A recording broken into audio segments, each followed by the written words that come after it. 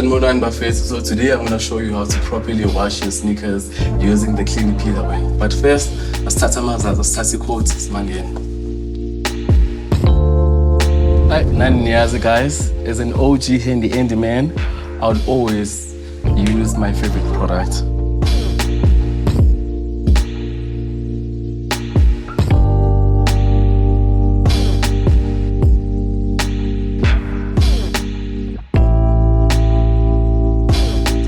So we're almost done, but I have to do this last step because the toilet paper actually absorbs the dirty water so that your shoes doesn't have maps. And just like that, then I'm gonna let them dry here.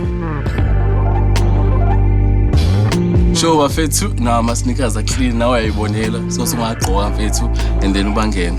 Asikhala.